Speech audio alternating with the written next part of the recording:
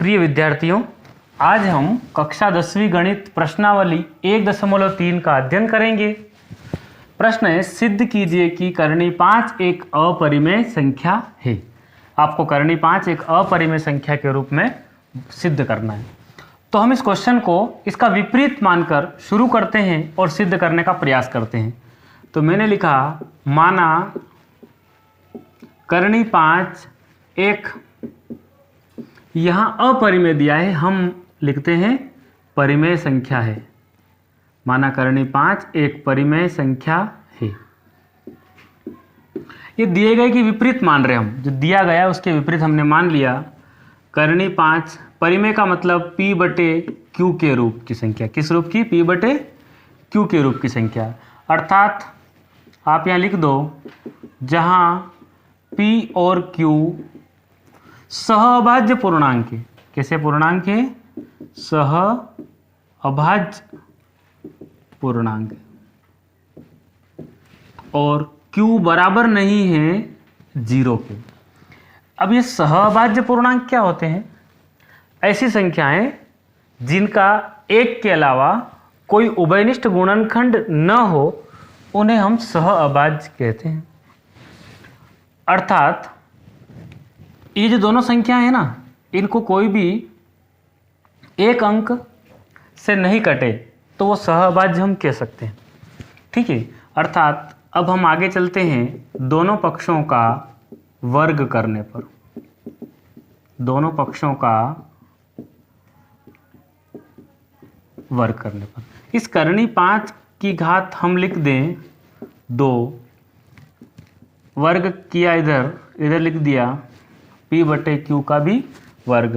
करनी 5 गुणा करनी 5 हम 2 बार जब लिखते हैं तो ये बना 5।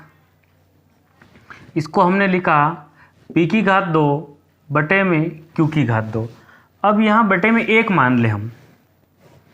इस 5 का गुणा इससे करेंगे, ये बनेगा 5 q की पावर 2 बराबर, इसका गुणा इससे करेंगे, ये बनेगा p स्क्वायर।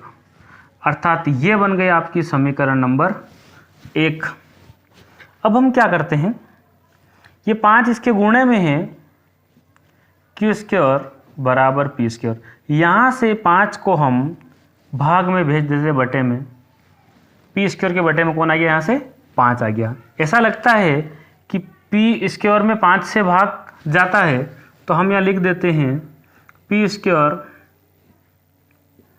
5 से विभाजित है या 5 से विभाज्य है। इसका मतलब हम केवल p की बात करें, अकेले p की, घात हटा दी हमने, तो p भी 5 से विभाजित होगा। इसका मतलब ये p जो है, p स्क्वायर में 5 से भाग जा रहा है, तो इस अकेले p में, इस p में भी 5 से विभाजित होगा, p भी 5 से विभाजित होगा। या फिर हम कह सकते हैं p का एक गुणनखंड 5 है। ये भी p का एक गुणनखंड 5 है, हम ये भी कह सकते हैं। अब हम p बराबर क्या मान लेते हैं? p बराबर मैंने 5 माना है ना, और साथ में मैं क्या मान लूं? k मान लिया। k क्या है? एक पूर्णांक है। तो आप लिख दो, जहां k एक पूर्णांक है। आप यहां लिख सकते हो जहां k एक पूर्णांक है। जहां k एक पूर्णांक है। अब इस p के मान को हम समीकरण 1 में रखते हैं।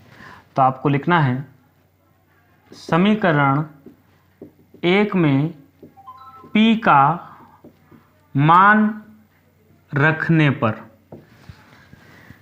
आपको यहाँ लिखना है 5 q की पावर 2, और इस p की जगह क्या लिखना है? 5k। यहाँ घात 2 है, तो आप इस पूरे की घात कितनी कर दो? 2 कर दो। अब देखो, अब ये बना 5 q की पावर 2, ये 5 की पावर 2 का मतलब हो गया ये 25 बन गया। 5 गुणा 5 2 बार, और ये k की घात भी कितनी? 2।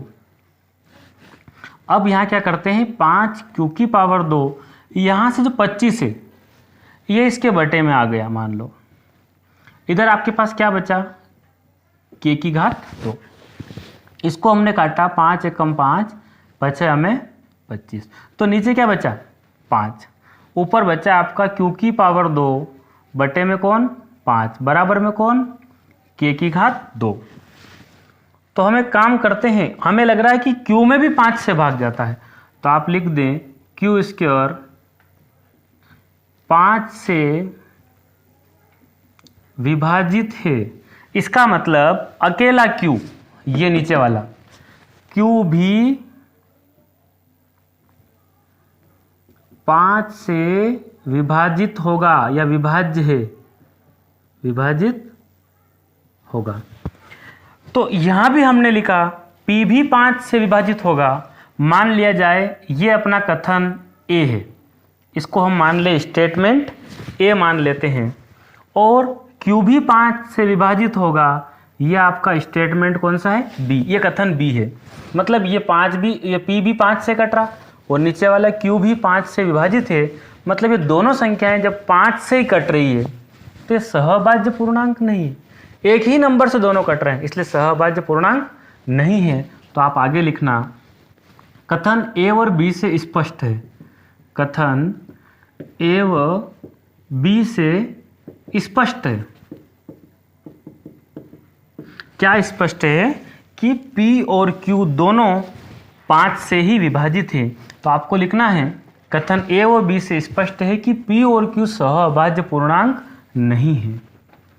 स्पष्ट है कि p और q सहअभाज्य पूर्णांक नहीं है।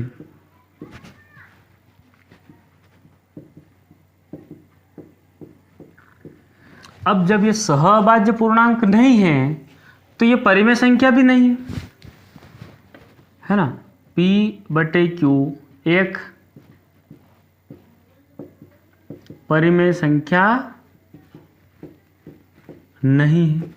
जब ये p और q सहअभाज्य पूर्णांक नहीं है, p बटे q परिमेय संख्या नहीं है, तो इसके बराबर में कौन है कर्णी 5, ये भी परिमेय संख्या नहीं है। तब कर्णी 5 भी परिमेय संख्या नहीं है। तो हमने जो माना था ना, अतः हमारी कल्पना गलत है। आपको लिखना है हमारी कल्पना गलत है, हमने गलत मान लिया, हमारी कल्पना गलत है। अतः कर्णी 5 एक अपरिमेय संख्या है। अतः कर्णी 5 एक अपरिमेय संख्या है। इस वीडियो को आप पॉज करके धीरे धीरे देखेंगे, दोबारा देखेंगे, तो उम्मीद करता हूँ बहुत इंपॉर्टेंट सवाल है, आपको समझ में आएगा।